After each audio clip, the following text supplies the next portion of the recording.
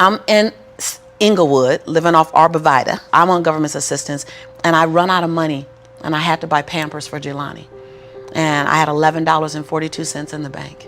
And I remember wrapping my son in a towel for 2 days. You know, someone said, because when I tell the story, I always get teary-eyed. And someone said, do you fabricate the tears because you've told the story so much? No, I'm a mama. Every time I tell the story, I feel it again. I remember the second day, like you said, I had my hand on Jelani's stomach, and I said, don't worry, baby. Mommy will never be this broke or broken again. And that day, what shifted for me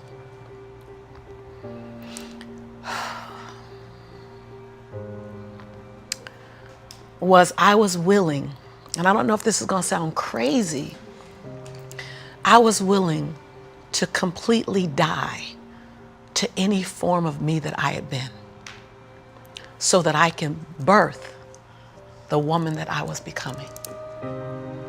The reason why a lot of people won't become who they want is because they're too attached to who they've been. And you hear it all the time when people say, I've always been this way. Okay, well, if that's working for you, keep doing that. I knew it wasn't working for me any longer. I had hit my version of rock bottom. So I was willing to let go of everything and everybody.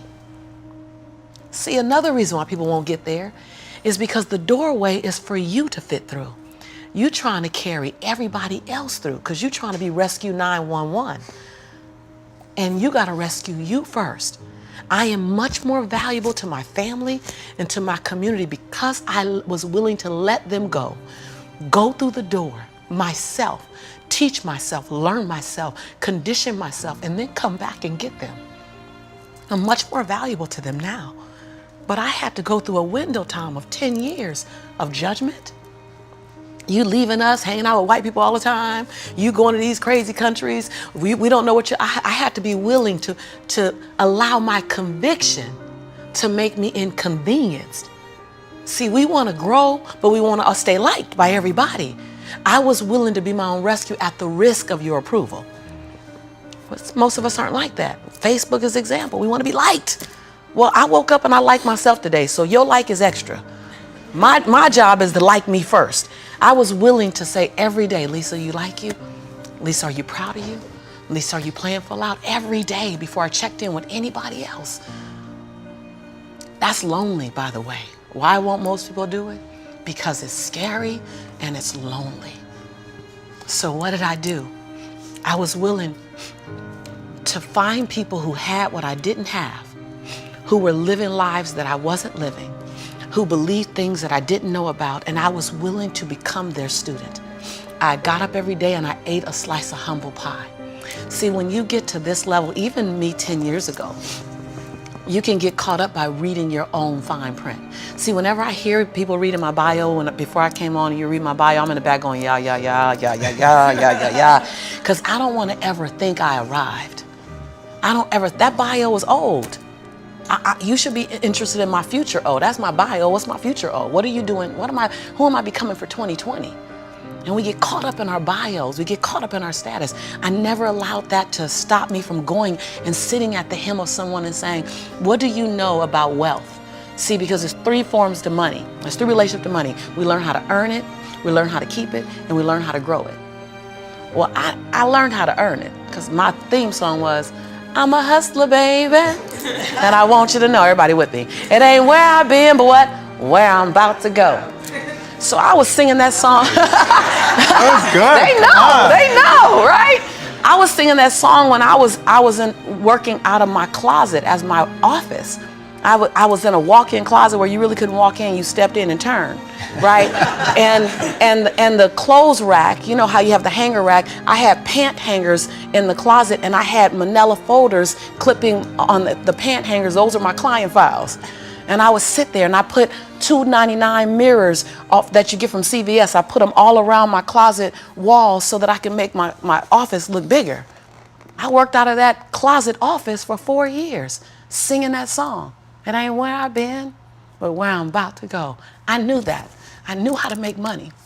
I didn't know how to keep it, because ain't nobody had none in my family. So keeping wasn't an issue. Growing was never an issue.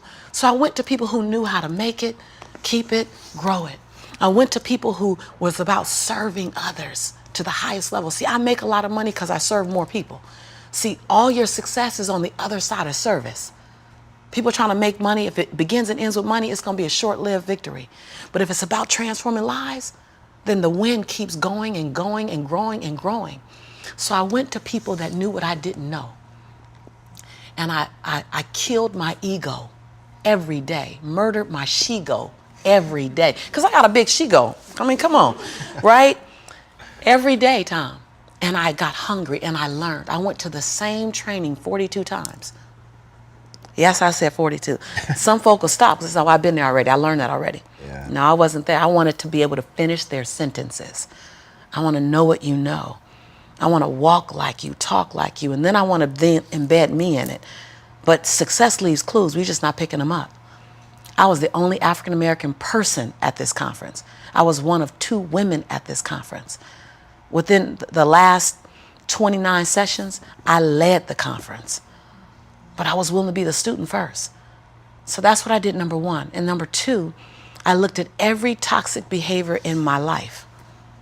Everyone. You see me go behind my own black curtain. People don't want to tell on yourself. You're trying to protect. You're trying to do 4 things. You're trying to protect, prove, hide, and defend. If you wake up every day and say, I have nothing to protect, I have nothing to prove, I have nothing to hide, I have nothing to defend. Now, who do I choose to be? Because your energy is consumed with protecting, proving, hiding, and defending. Right. But if you let go of that, then now you're in creation. Every day I told myself that. Every day I got in the mirror and I said 3 sentences. And I gave each sentence 7 different endings. And at times I was crying so hard I couldn't understand myself because the ending, the sentence was so difficult to say. Every day I looked in the mirror and said, Lisa, I'm proud that you. And I found 7 different things to celebrate Lisa for, because we are under-celebrated. Because you want someone to celebrate you more than you celebrating yourself. You want to hear thank you from others more than you're thanking yourself. You want to hear other people say, I love you more than you saying I love yourself. You are teaching the world. I said this on Oprah. When I said this on Oprah, she said, oh my God, I believe the exact same thing. So I knew I had one thing right. The world is looking at you and following your example of how to treat you. How to treat you. They're following your example of how to treat you. So how you treat you, the world's going to follow your lead. So I had to start treating Lisa better because I was everything for everybody but nothing for myself. And so every day I got in the mirror and I completed 3 sentences. Lisa, I'm proud of you for. Second thing, Lisa, I forgive you for. Whew. That one took me down daily because I'd had a son with a man who was now in prison, my biggest nightmare, my greatest nightmare. I had been in a relationship that turned mentally and then physically abusive when my son was 3 years old. I made money but lost it. I was on government assistance. I was on welfare. I was on WIC, Women, Infant, and Children. I got a lot of forgiveness that I had to do. But I was willing to forgive myself every day. And every day I said the same thing for like 6 months until it got easier. And then one day I went, Lisa, I forgive you for it. And that thing didn't come up anymore. I was like, ooh, okay, on to the next. 7 different endings. And the last thing I did every day, last sentence, is Lisa, I commit to you that. Because we make bigger commitments to other people. If I commit to y'all something, ride or die, you can bet your last dime that I'm going to be there. I'm going to show up. You're going to get 2 dimes. But I would make commitments for me, for myself, and I wouldn't do it. I eat my weight. That's interesting. So I started every day celebrating Lisa, forgiving Lisa, and making a commitment to Lisa. And then I was willing to invest money in me. I love this story. I was willing to invest money in me. Literally. Literally. I worked at LA Unified School District. And I knew I couldn't stay there because they needed a degree. I didn't have a degree. They didn't seem happy. I wanted to be happy. So I would have my son at daycare during the day. I'd work 9 hours. I pick him up from daycare, take him back to my office. I take a 30-minute break from 6 o'clock to 6:30 to go get him. I start working from 6:30 until midnight every day at my office on me. Every day. Put my son on a little, primary color blanket, something to occupy him. Give him toys that I took the batteries out of so he'd be confused for a little while trying to figure out why they're not working. I'm serious. And I did it every day, every day, every day. I stopped going out to dinner. I stopped going out dancing. I stopped getting my nails done, stopped getting my hair done. And every 2 weeks when Ella Unified paid me, I wrote a check to my dream. And I wrote in the memo line, funding my dream. And I would mail the check to the bank, Wells Fargo. And I mailed a check to myself every 2 weeks for 3.5 years. My family thought I was smoking on drugs. Like, she ain't going out. She eating beanies and weenies all week. We think she on drugs, but she's not getting any smaller, so maybe not. And I went to the bank after 3.5 years. This is the story you're talking about. I walked in the bank. I said, I'm just gonna check and see where that account is, because I wouldn't open the statements, because my mother used to say when I was growing up, girl, this money burn in my pocket. And I'm like, I think money hot, and it goes. Thank you so much, and it goes away fast. So I'm not gonna open the statement because I don't want to know how much money I have, because I didn't have a healthy relationship to money. I didn't even know a relationship with money. So while I'm at these trainings, they just kept saying save. So I'm like, okay, I'm gonna save. I didn't need the money that I was writing checks for, because it was the money I used on my nails and my hair. And then every check I wrote to myself, I made a challenge with myself that it had to be 5% more than the next check. Wow. Than the previous check. So I didn't really know how to calculate the 5%. So I'm like, well, I'll just add $30. I'll just add $60. I really didn't know anything about it. Then I went out and got a second job. And I started working in the evenings, less on my business and more out on jobs, so I can write a bigger check. So I learned how to live on $31,000. That's all I was living on, $31,000. We can make it. We got it. I sold my Altima I had at the time. I bought an old Ford Explorer. I just skinnied down. I moved out of my 3-bedroom house. I moved in with a roommate. She smoked even, and I was like, okay, I'm gonna put towels under the base of the door. Y'all, you gotta be inconvenienced. I put towels on the base of the door so the smoke wouldn't come in the room with me and my son. We slept side by side in the same bed. Went from a 3-bedroom, 3-bathroom house, 2-story, to a roommate, because I was willing to write a check to fund my dream. And I kept writing, funding my dream, funding my dream, funding my dream. And I walked in the Wells Fargo 3.5 years later, and I gave her my name. I said, hi, my name is Lisa Nichols. And she's like, you the funding my dream lady. I was like, yeah. So all these tellers came running around. The manager came around, because I guess everybody had processed a check or two. Right. And they were like, we all been wondering, like, everybody wants to know, what's the dream you funded? And I was like, I don't know, but it's gonna cost some money. Think I got a little money now to fund the dream. And so I said, I just came to get my balance and to see where it is, because I haven't opened any of the statements. They were like, what? I said, no, I haven't opened any of the statements, because money burns my mama's pocket, so it might burn my pocket, so I don't want to spend it. So she wrote the balance down. You know how they write the balance down, and she turned it and passed it to me, and I looked at it, and I said, no, ma'am, my name is Lisa Shante Nichols.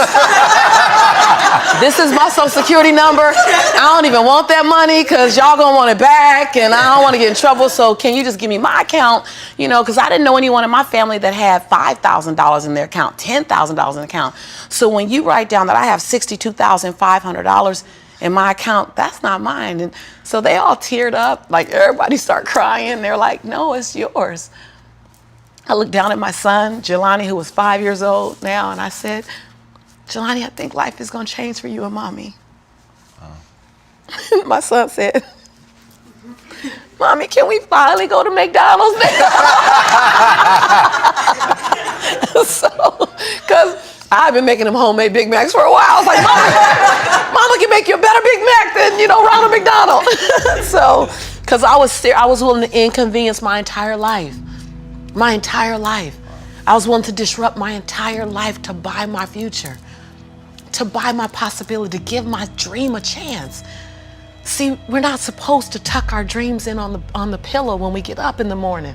We're not supposed to leave them at home and go and fulfill somebody else's dream. We're not supposed to do that. That's not what we're wired to do.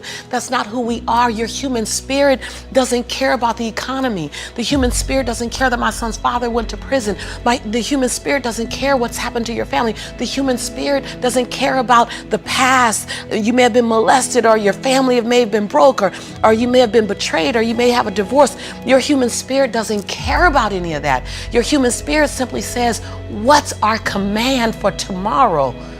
What do you want to create? It's not keeping score. Your brain is keeping score, because your brain is designed to keep you safe. Your soul, your intuition, your human spirit is designed to make you soar. And when you get to the edge of that stage, I want to get up right now. Can I get up right now? Do whatever you want. Okay. Think I'm gonna tell Lisa Nichols no? Come on now. When you get to the edge, your brain will always tell you to step back. It's always going to tell you to step back, because you can fall. Always. It's going to tell you to step back, because before you fell, the last time you did this, you saw someone else fail. You could hurt. You could be off work. It's going to tell you. It's designed to keep you safe. So you have to be willing to play between your brain and your soul. And on some days, you got to just listen to your soul. And you got to say, I'm going to leap. I'm going to get to the edge. Most people are at the edge, and you're standing at the edge and you're watching everyone else fly. That's Pimp My Ride, Watch My Crib, all this stuff. You know, watching people's lives on Facebook. You're at the edge, watching someone else live, wondering what it's going to be like when you jump without ever jumping. And I'm just here to tell you, jump. Because only three things can happen. You're either going to jump and fly, or you're going to jump and fall on something soft, or you're going to fall down hard. Either way, you're going to get back up. You already know you got what it takes to get back up. Your greatest fear is not that you will fall. Your greatest fear is that you will live a full life and never fly, that you never leaped. You're not afraid of dying. You're afraid of dying before the world sees who you really are, before they really get your fingerprint, before they really feel your breath, before they really get your contribution, before they really feel you. That's what you don't want to happen. You don't want to leave this place without us knowing you were here. All I'm doing is giving my dream a chance. And I'm not extraordinary. You don't get off the hook. You don't get to be let off the hook. I'm an ordinary woman who chooses every day to make one more extraordinary decision. You're a grinder. Yeah, right? Like